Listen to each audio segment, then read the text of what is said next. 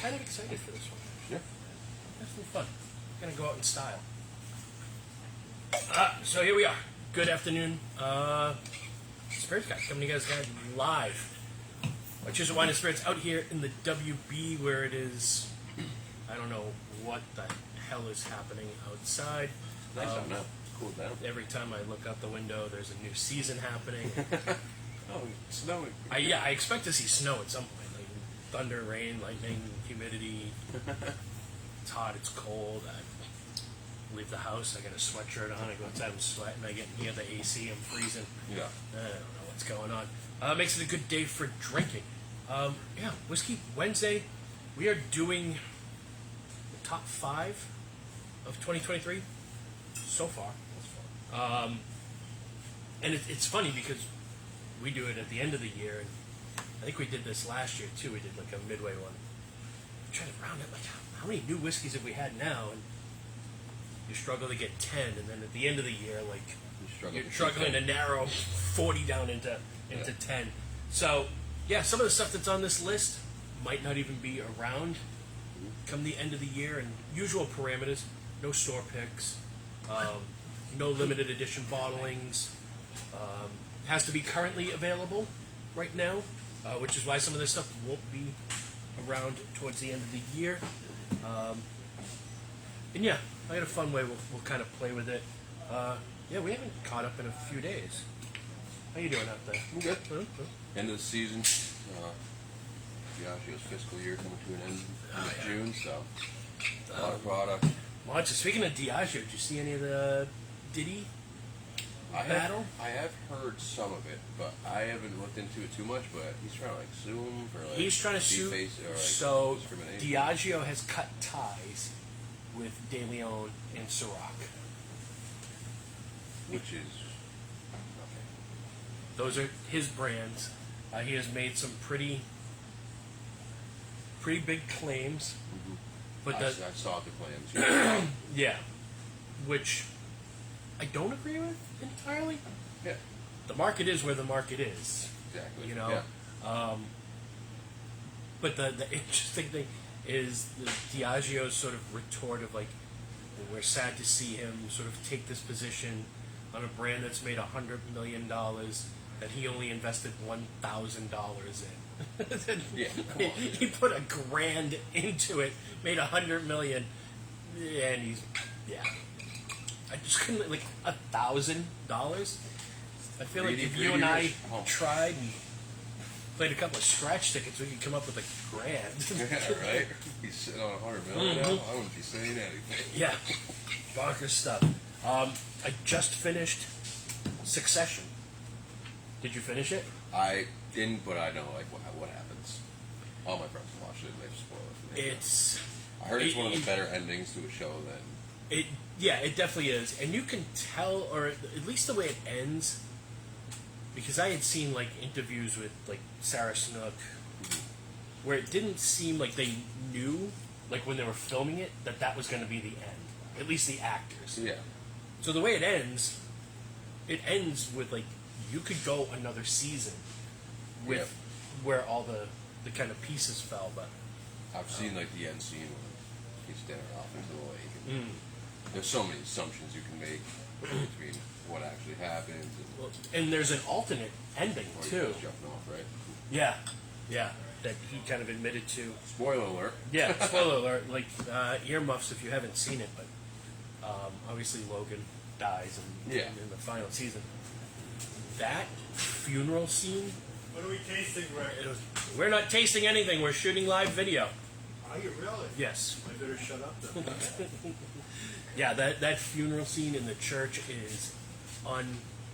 All right, I'll let you guys go. Yeah, proof that we are alive. So yeah, I've got 7 bottles here of what have been some of the more interesting whiskeys. I haven't had that forever. The Bakers.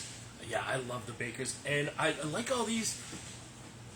And sort of the criteria of like what makes the best whiskey. I actually don't like that term anymore. because I feel like it's like the whole MJ I was LeBron about argument to say that, yeah. of like who's the best. There's so many greats that it's almost impossible to have a singular. Yeah, they should all be in a pool Best. together opposed to fighting to be the best spot. I feel like Kobe doesn't get enough credit for being absolutely. one of the just absolute Killers. assassins. Yes, killer.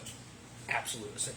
Him in that Olympics game going through Paul Gasol. Oh my god, that is so awesome. Yeah, I don't think LeBron would ever do that No.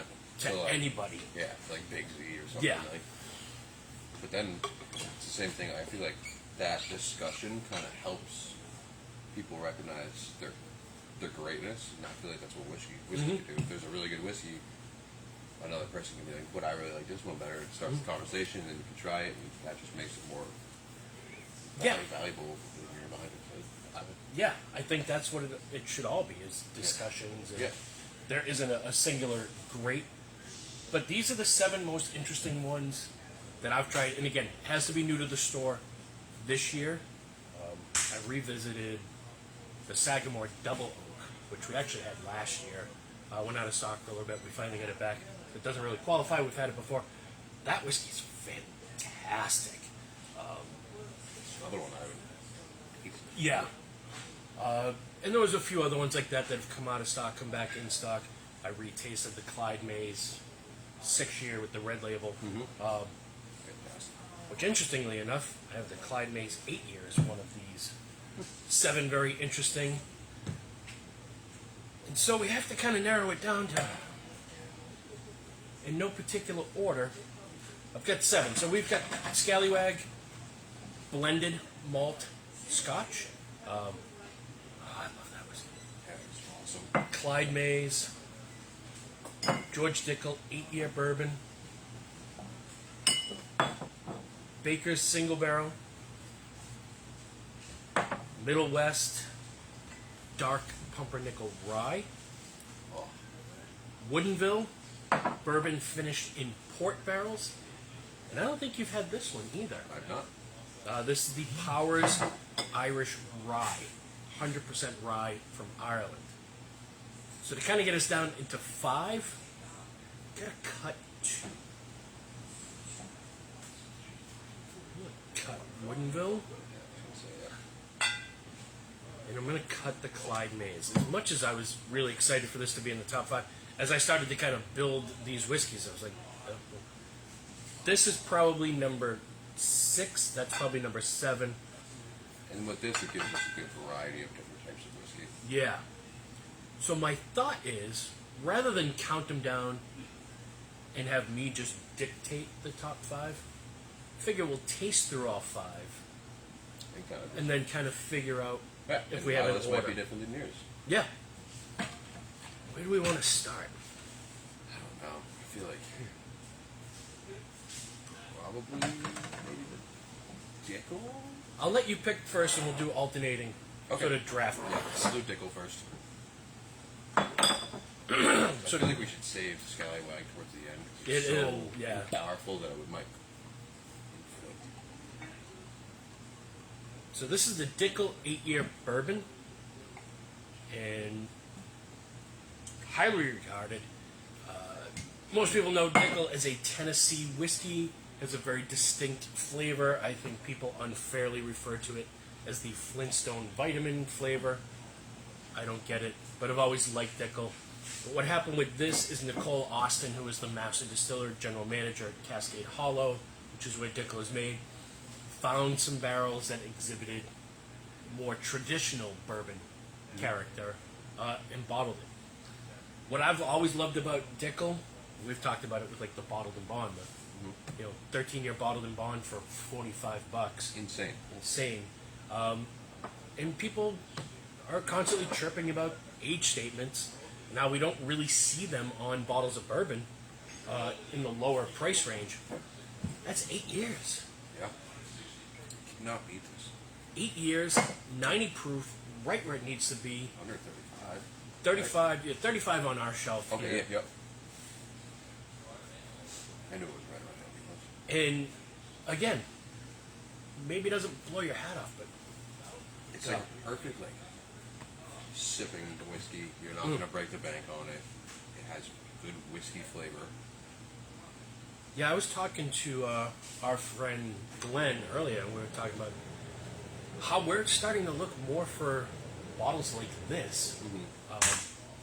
Because these high-end bottles they're nice, they're great. Obviously, we have them. I want to sell them.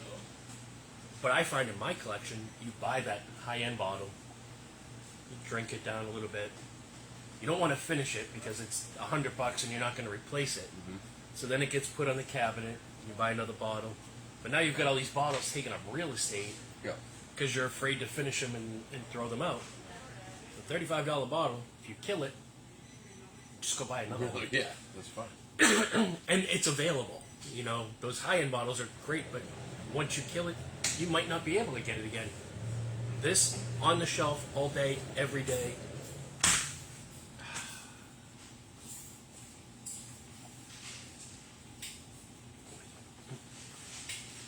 Yeah, great nose, big oak, toasty. Almost reminds me a little bit of Knob Creek on the nose, too. Yep.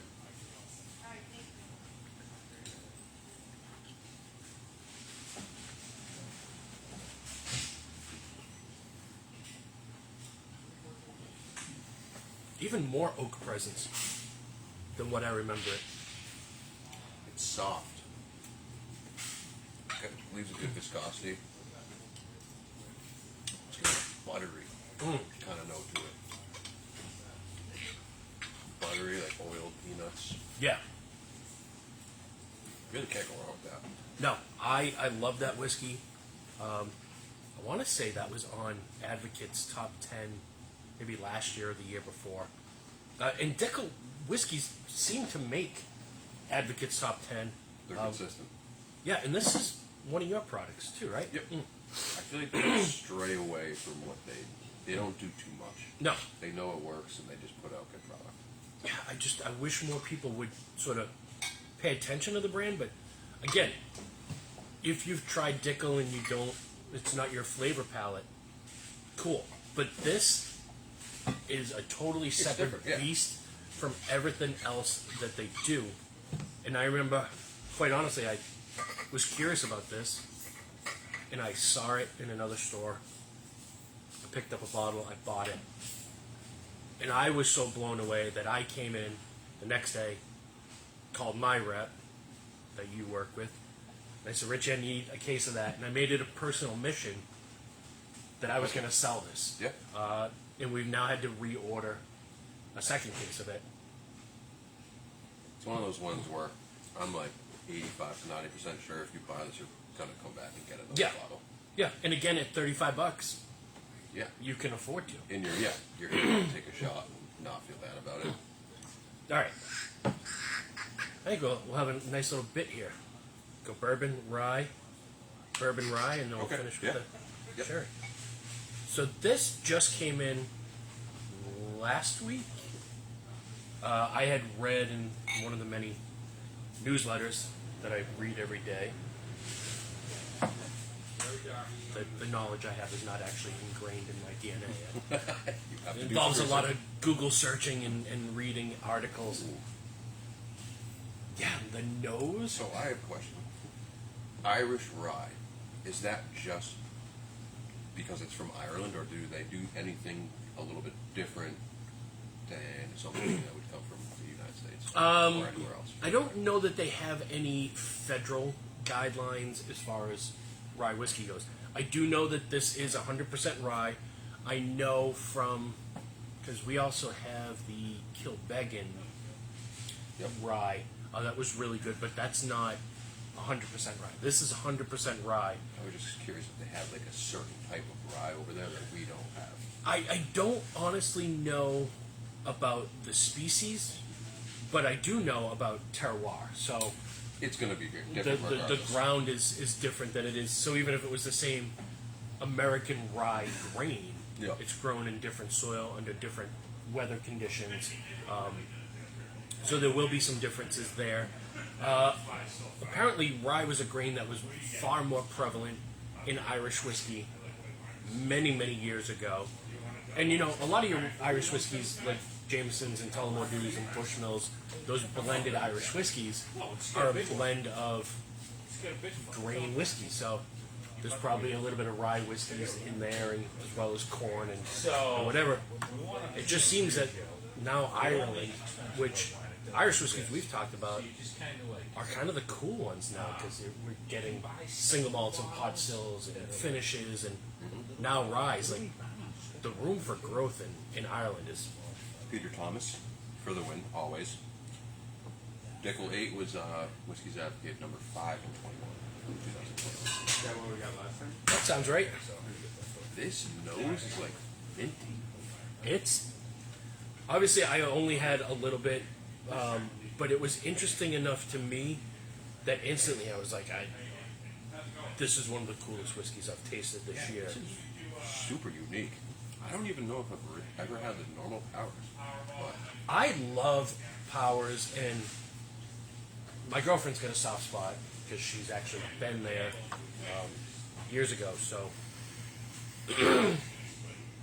she's got a thing for Powers, and all their whiskeys are just fantastic. Here we are. look at us. Yeah, so we're going to take the month of July off after this. Okay. Just because we're beach days and getting out of town, and I'm going to work on maybe getting a camera upgrade so we don't look like we're in an Austin Powers scene the whole time. Getting waved at for causing the camera to move. All right. I can't get over this nose. This is. I would put this in like a candle. Yeah. Yeah.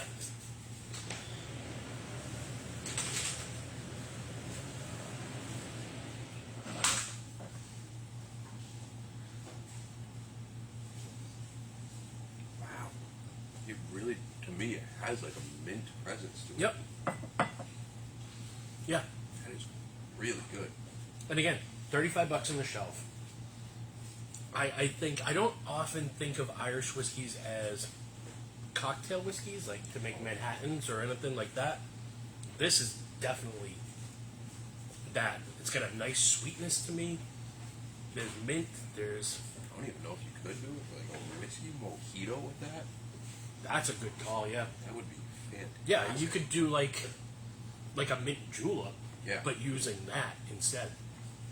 I really, really like that. Wow. Yeah. When I saw it, that's like not anything what I was expecting. Yeah, I think it's fantastic, and I think again, it's interesting. Yeah. It's different, but it's affordable. It's approachable. I think if you're new to whiskey, this is a good one to kind of start with, just because it's got that nice sweetness and a lot of green notes. I almost get I get the mint, but almost like honeydew melon, Yeah. it's like some green fruit. Bright green and colors, but I feel like a lot of people have the shtick of Irish whiskey doesn't have a lot of flavor, and it's usually just made for some gingers or a cocktail. But I mean, granted, this could be too. But And yeah, that not for has nothing, so that and much ginger ale, yeah, killer. it has a lot of flavor. I was actually trying to find the proof point on there. So yeah, 86.4. Oh, that's a sipper all Yep. day. And at that, I could drink that Sunday Fun Day and just bring that whole bottle out to the yard, throw it in the cooler, and See ya. just kind of Watch it get weird with get that. deleted. So, All right, Baker's. Bakers. I have not had this in quite a while. Yeah, and part of the reason I put this in the list is the specificity of this particular bottling. So, Baker's originally was a 7-year small batch. It's from Jim Beam. It's part of what's known as the small batch collection. Baker's, Booker's, Knob Creek, and Basil Hayden. Yeah, that Diesel topper bottle. is diesel. And I also like that because you can reuse this bottle Yeah. for other stuff. I've got whiskey barrels at home that I've blended some whiskey together, so when I dump them, this is a great bottle to kind of reuse for that. And for years, yeah, it was a 7-year small batch, and then a few years ago, right before COVID, they rebranded it and started releasing it as a 7-year single barrel instead of small batch. And so the label 7 years, 107 proof. So I like it. A little bit elevated proof, but not too crazy. Yep. But the key with this one, in the batch that we currently have on the shelf, is around the neck, they give the actual age. So while it's always a minimum of 7 years, this one is 8 years, 7 months. Oh, so yeah. So it's a year and a half older than what it says on the label for the same price. Okay, so their Baker's Sour is a minimum 7 years, but some of the bottlings can be higher. Some of them are even higher than that. Yeah. That's cool. I've seen them 7 years, 9 months, but this one at 8 years, 7 months, it's a whole nother And that's year one and of a those half. things because, like, if you're a whiskey drinker, you got to pay attention to detail when you're looking at a bottle. Like, you'd say, oh, this is only 7 years, but in reality, it's 8.5. And yeah, and that's what I noticed was like, whoa, year and a half. Like, I mean, the bottle's almost empty, so you don't fully get a sense of the color of it. But it also shows that this is a true single barrel product, Yeah. whereas the horse bourbon is a single barrel product. But there's no sort of age given, and there's a level of consistency. So with this, you might go to another store, find it, and it might taste a little different because it's not aged as long, and it's a true single barrel. But the reason it's on the list is I bought a bunch of this. We have enough of it in stock right now. But just the sheer value that you're buying a 7-year bourbon that's actually 8.5 Yeah, years. that's cool. And they don't get any heat on the No. nose. It's very balanced.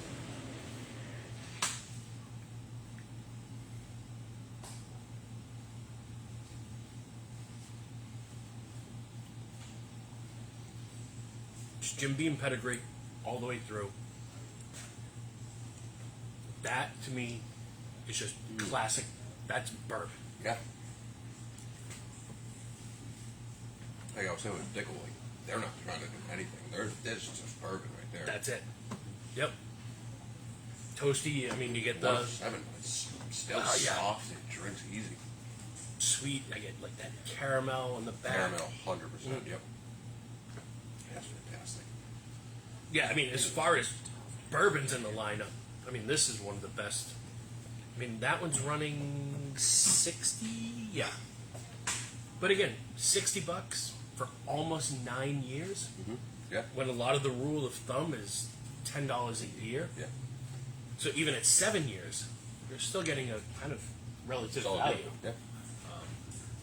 And again, true single barrel, which, as much as we talk about sort of the bottles taking up real estate, the fact that like they actually tell you on the neck the age They're not hiding anything. makes it. It gives you a reason to buy another bottle at another store because it's always going to be slightly different Yeah. whiskey, and then you can do some fun kind of comparisons. It's funny. When I go into stores tomorrow, I'm going to look at the bottle. Yeah, Wait, what is start that? to look at the neck, Yep. and I love the packaging too. Me too. It's cool. All right, From West. Middle West. So, Middle West is out of Columbus, Ohio. It is all their own juice, all their own whiskey. And on my podcast, I just did a whole episode of like bourbons and ryes from states other than Kentucky. And there's a lot of brands out there that they're located in other states, but they're still buying their whiskey from MGP or Heaven Hill or whatever, bringing it back and doing whatever. These guys are making their own juice, all theirs. Fun story, there was a day where I was meeting with a sales rep in one of my companies. She's telling me, oh, we got a whole bunch of new whiskeys in, we've got this stuff. Rattled off a couple brands. This was one of the brands that she rattled off. And our friend Glenn, who was here with us last week, happened to be stopping by to visit me, and I see him out of the corner of my eye while I'm dealing with sales reps here, and he's got a brown paper bag with him. My sales rep leaves, my shift is over, and he comes up and he says, hey, found this bottle in another store. Looked interesting to me, so I picked it up. I said, we were just talking about it. So, this is the Middle West straight rye whiskey made from dark pumpernickel rye. It is the only dark pumpernickel rye Yeah. being made. So he had no idea what to expect. I had no idea what to expect. We cracked the bottle. I tasted it. I immediately got on the phone with my sales rep and I said, I need cases of this in my store.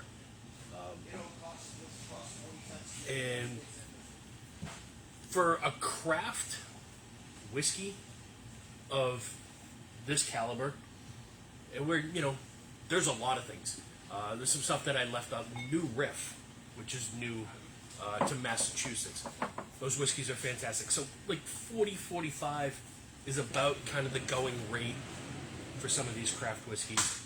Some of them are even creeping up a little higher. 43 on the shelf. We're at 96 proof. Which is solid for rye. Solid for rye, absolutely. I love the package. I love the bottle. Again, that cool cork stopper. And the bottle, like, there's details, like around the shoulder, the way the bottom Yep. kind of has a little base there. This one's special. Yeah.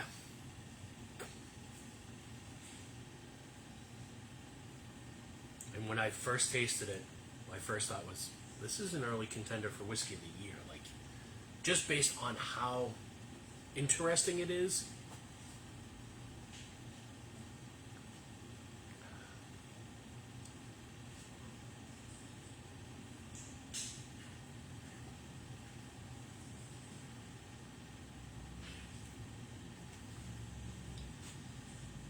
It's like pumpernickel bread It's such a unique flavor. with like buttercream on it. Nice little spice. Yeah, like the dark pumpernickel, the spice, but then it has that balance of the sweetness too. That is awesome. It's such a cool whiskey to me. It is. And for me, as much as I love rye, I don't find myself, when I sit at home and watching the finale of Succession, I'm not really having one glass. Stressed out. Drink repetitive glasses. I drink more than one. But I don't find myself doing that with rye. I don't know about you and how you drink, but bourbon, I can pour glass over glass over glass. I love rye.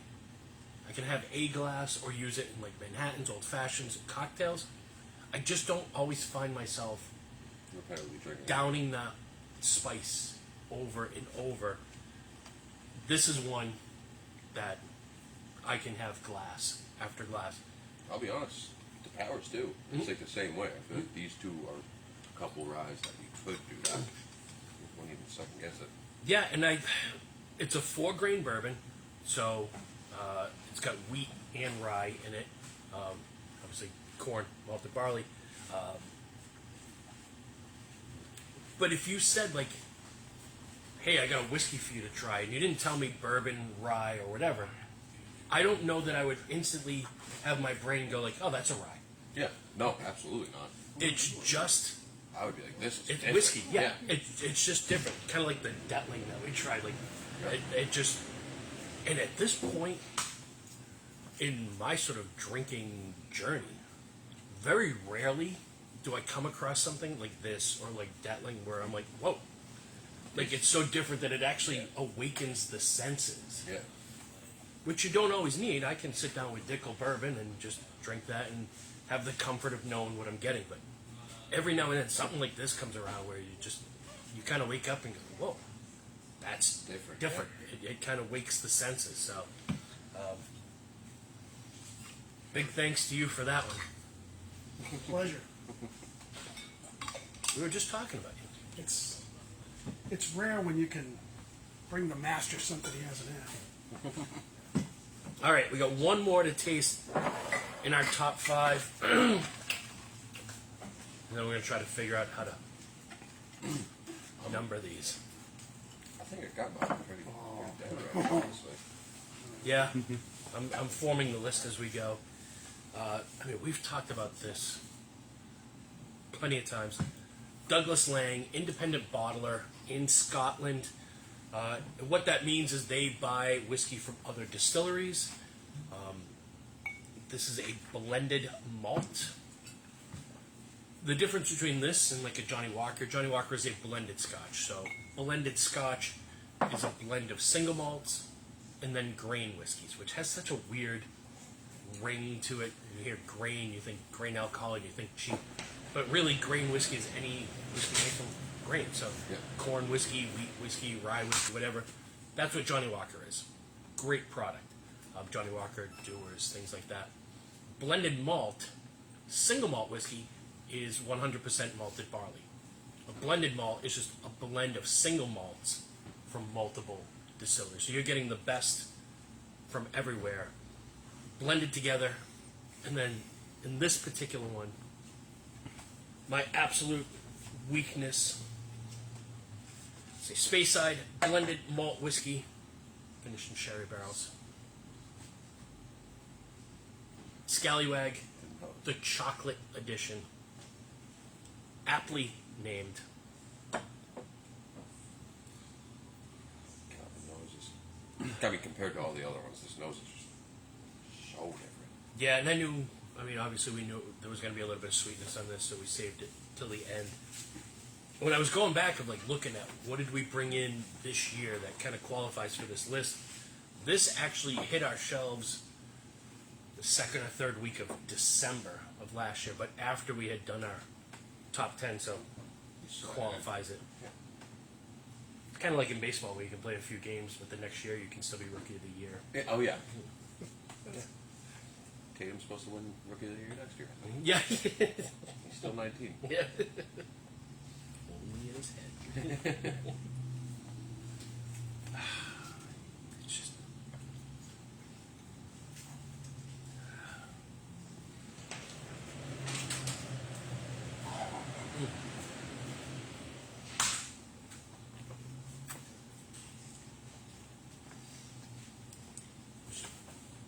Honestly, like, And then the finish. I swear the first time I had it, it was sweeter. Now it's like turned into more of a balanced whiskey. Yeah. And but you still 100% get the sweetness, but you still get that whiskey feel to it. It's almost like baker's chocolate on the back, which is a little bit drier. Mm-hmm. Yeah. It's not quite like a Hershey's bar. And you still get all like that cereal malted barley underneath. And that one is on our shelf 68. But this is a limited edition, and we were talking earlier, like right there on the bottle, it says like only 3,600 bottles of this are made. Probably only 300 of those bottles actually came to the U.S. And how many of them ended up in Massachusetts narrows it down even more. And I know from our distributor, I took most of what they had. So this isn't hot Sunday afternoon. No. This is after the sun goes down, you've lit the fire pit, and you're sitting around as the night kind of cools off, hopefully. And again, 96 proof, so Yeah. a little bit higher for Scotch, so it's... But it's still drinkable. Yeah, and it doesn't drink 96. No. Not even No, close. if you said 86, I would believe you. It drinks that sort of smooth. And again, Peter Thomas, Encyclopedia Pete, for the win. Great point that there's no color added to this. So the color that you get when you pour this is all real from the barrel. All right. It's judgment time. I have my list already. What do you got? Going 1, 2, Towers, 3, 4, Dickel 5. Sometimes the stars align. I'm dead on with you. I was number 1 with the Middle West, Scallywag. And this is top 5 so far of this year. Of so this year. I'm not knocking Dickel by any means, but No, and they're just tough. you know, I know this will be around at the end of the year. Powers and Dickel. This may be gone by the end of the year. That batch may be gone by the end of the year. Yeah. So when we redo top 5 in December, Could be completely different. could be absolutely different. Why does that happen so Yeah. much? We got the same palate, I feel like. The stars are aligned for sure. Early contender for Whiskey of the Year. Seriously. Just based on price, quality, interesting, different, versatility. It's a rye that kind of drinks like a bourbon. Great in cocktails, but great to drink on its own. You think back 10 years ago, in what world would you put a pumpernickel rye as your number one whiskey? You know, it's like, Yeah. it's crazy how much whiskey has evolved. The hope is that Minnick doesn't jump on this and start to promote it as one of his favorites, and then it goes all Henry McKenna on us and Jack. doubles in price and Yeah. leaves availability. Keep it away from them. Yeah, yeah. I mean, he did that with the Detling. The Detling, you guys are probably going, what the hell is he talking about Detling? It was a whiskey that I brought back from Kentucky. I actually bought in the airport. I was telling somebody the story today. It's like duty free. I'm like, no, in the Louisville airport, there's a liquor store It's fair game. that anybody can shop at. And I bought a bottle of whiskey from Alabama, which was the best thing I brought back from Kentucky, which proves that while in Kentucky, they'll tell you it doesn't have to be made here, but the best bourbons are definitely made in Kentucky. Yeah. There's also some good stuff from other states, Middle West, out of Columbus, Ohio. So there we go. We're gonna wrap it and do some drinking. Yes, sir. So have a good month of July. 4th of July, we're all stocked up. We have everything you need. We are open on the 4th. Shorter hours. Check out our Facebook page for the hours. Yeah. Hopefully you guys have a good, safe, happy holiday. We'll see you back in August. Cheers, guys. Cheers.